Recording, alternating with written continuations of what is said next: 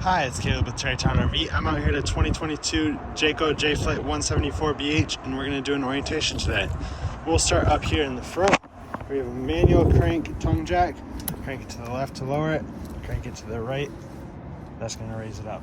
Behind that, you have your single 20-pound propane tank. So all you have to do for this is open and close your valve on the top.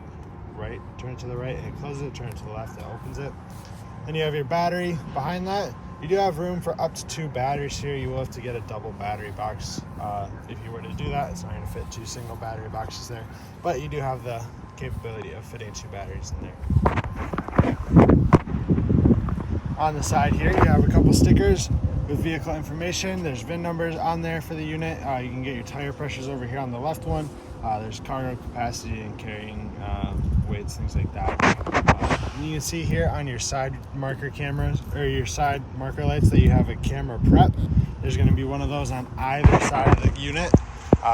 So that's just a prep for if you're on side view camera. It's a super nice system, honestly. It allows, with since you have so much of a bigger blind spot with pulling a trailer, it allows you to see the lanes on either side of you. So it makes changing lanes and driving in general a little bit more easy and comfortable for you. And then there is a backup camera prep on the back as well. You have your freshwater tank fill right here. So if you're rustic camping, you will stick your hose in there. It's just a gravity fill, so you stick your hose in and turn it on. And you'll be able to monitor the level of that on the monitor panel inside. Once it's full, you'll turn your water pump on, and that's going to be what creates your water pressure for you. And down below, this white valve there is your drain for the freshwater tank. So that valve turns 180 degrees to open and close that.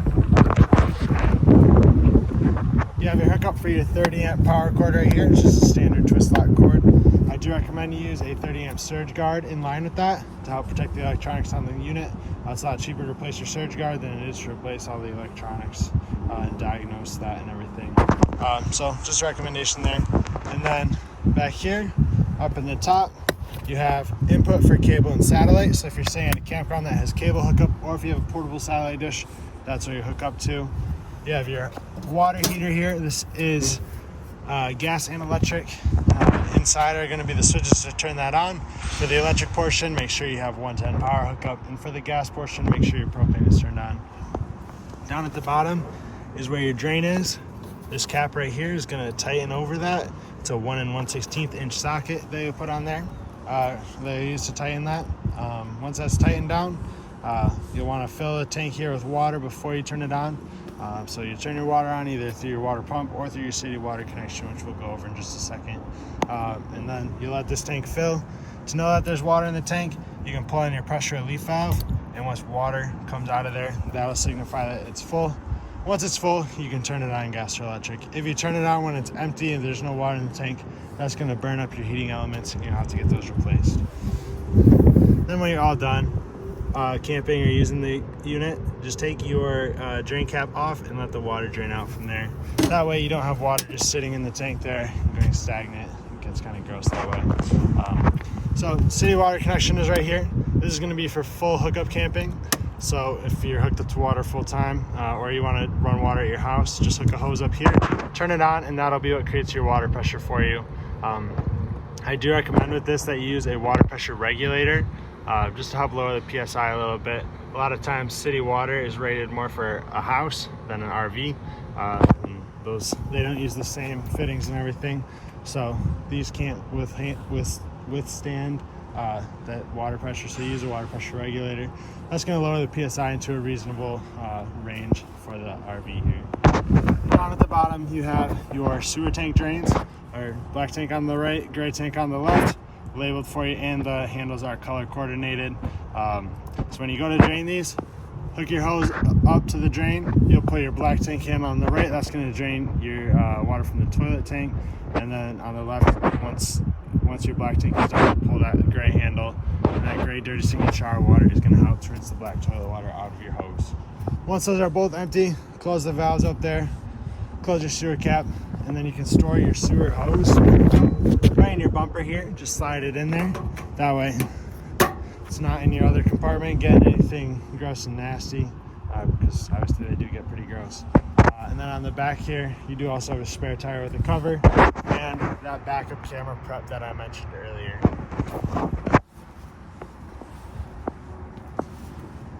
You can see down here too, you have your rear stabilizers. Your crank that goes with that, you crank those up or down. They're for stabilization only, not for leveling. So when you level the trailer out, you're going to want to raise the front up and down to level it out front to back using the tongue jack. And then to level it out side to side, you'll put boards or blocks underneath your tires, and then you run the stabilizers down. Their sole purpose is to stabilize the unit while you're using it so it doesn't shake around, not to level it. Next to those, you have a quick connect for LP. So if you had an outdoor grill, you can hook that line in there and that ties into your propane system. And then you have two low point drains here. Those are the lowest point of water in your water system. You use those primarily for winterization. You open them up, drain the water out of your lines, then you'll close them and run antifreeze through the system. See your power awning there with the LED lights underneath. You have two outside speakers. This is the vent to the back side of your refrigerator, just so that when you're running out of gas, the gas fumes can go outside. But if you want to open it to access the back, you take these tabs, give them a quarter turn to the right or the left, and then that'll release it, and you can see all the wiring and everything back here as well. Your furnace exhaust is right here. It's going to blow out hot air through the furnace or through that vent on the bottom vent here. So you want to be sure you don't block it or touch it or put anything in front of it that can burn or melt. And above that, you have the vent for above your stovetop. So you open this up out here. There's two tabs.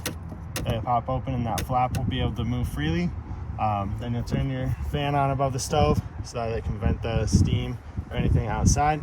When you're not using this though, you want to make sure that you snap these down in place. Sometimes they're a little tricky, especially to do with one hand, but you'll snap those down, and that's going to seal that off and keep any bugs or anything from getting inside.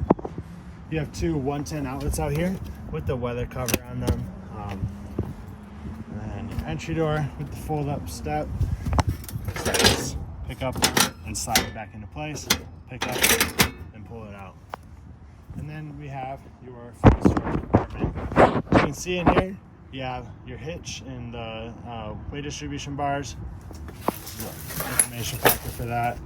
This is the crank for your jacks, and that is your convenience package. So there's a 10-foot sewer hose in the back, 25-foot freshwater hose, and there's also a 30 amp to 110 adapter in there for the electrical cord, so you can plug into a regular 110 outlet.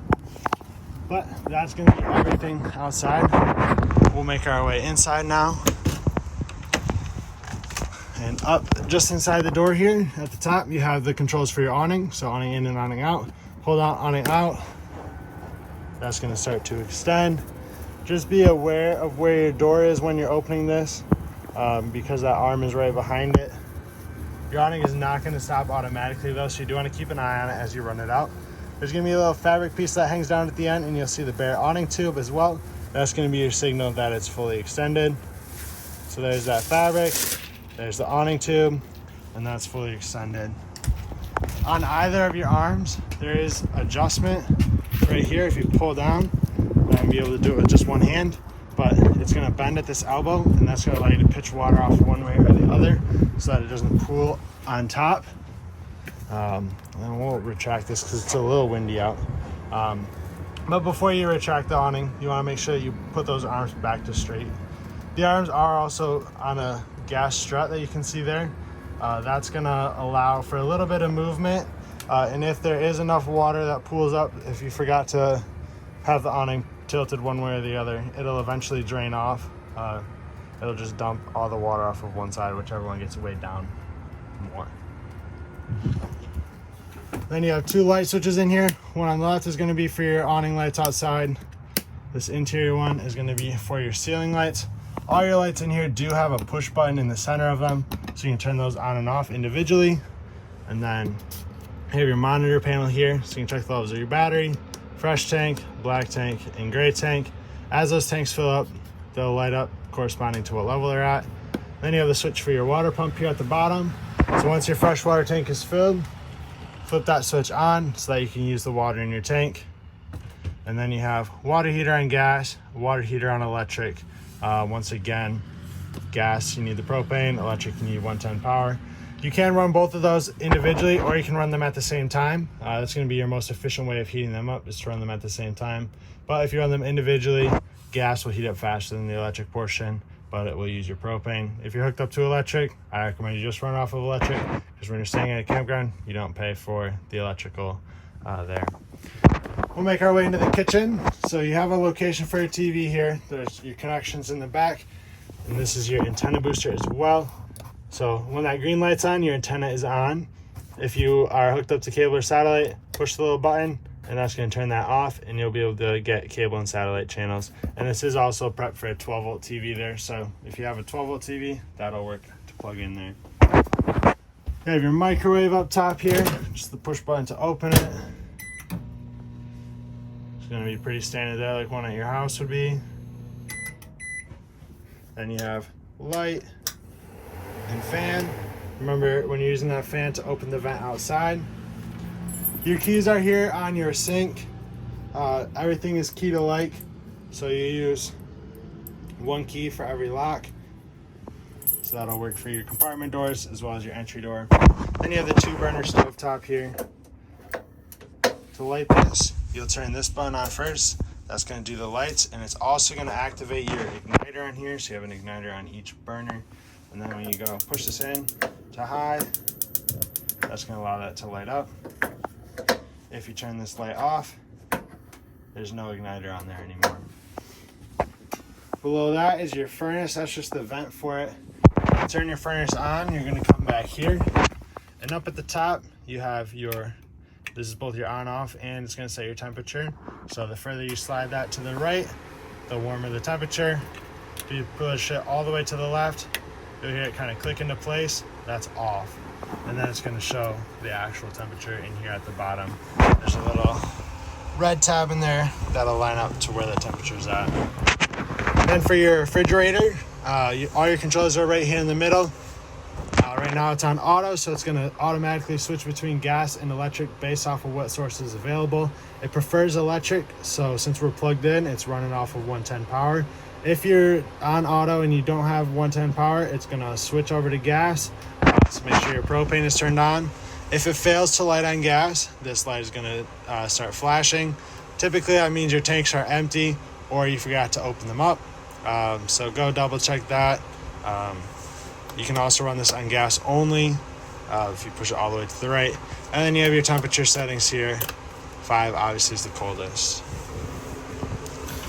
We'll go into the bathroom now. So you have your shower and tub. Toilet with foot pedal flush. Halfway down on the foot pedal brings water just into the bowl. All the way down is going to flush that into your black tank. And then right up above, you have your ceiling vent. So just pull down on the T-handle there and push back. And that's going to latch into one of the grooves there. Pull back towards you and make sure that lines up in the grooves up there. So that's locked in place. I recommend you have that closed if it's going to rain. Obviously you don't want water inside, and also I recommend you have it closed when you're going on the road, so that way a gust of wind or anything doesn't bend it or rip it off completely. You have your 2 bunk beds in the back here underneath this rear one. If I pick up, there's a little bit of storage there. And then up top here is your radio. Turn it on. Make sure the volume's not up too loud. And then you have 2 speaker zones on here. Zone 1, that is going to be your speakers inside. Zone 2 is your speakers outside. Then it is also Bluetooth compatible. If you hit mute just once, that's going to mute it. And then if you hold that button down, that'll turn it off. Then you have a little booth here. This does turn into a small bed. So you can remove the table from these legs here. That tabletop is going to set down on this ledge on either side, and then you'll take your rear cushions and you'll fill in the gap in the middle to turn that into a bed. And then you have the main bed up front. Over here is your exit window. If you ever have to use this, pull the red triangle tab to rip the screen out, and then you'll take this and throw the window open. Otherwise, you can have it propped open like so, just for regular ventilation. There's a little notch in the handle here that sits in the window frame so that it doesn't close or get thrown open there. But when you close this, just be sure that you latch this in place and secure it. Otherwise, if you just kind of set that on top there, it'll pop open. And then when you're going on the road, some wind will suck that window open, and it's going to start just swinging back and forth against the side of your unit. And if you pick up on the bed, you do have access to that pass-through storage. Right underneath down here is your carbon monoxide detector. So that's what this is right here. That green light signifies that it's on and that it's working. That does also draw continuously off your battery to keep that light on. So over time that will drain your battery down. So if you're storing it for a long time, I recommend you just disconnect your battery, take it out. Usually we say in your basement or somewhere in your house that's out of the way and that's not too cold. But that's going to be one more thing in here, your AC. So up top here, you have your dial to turn it on. It says optional heat. This one is not optioned with heat. And then your temperature control here. Once again, if you turn it towards the red, it's just going to be warmer. It's not going to be hot. You can open and close these vents with that slider. There's also vents on all four sides as well that you can open and close. So that'll be everything inside and out here. If you have any questions, please let us know. We'd love to get those answered for you. And thank you for choosing Terrytown RV.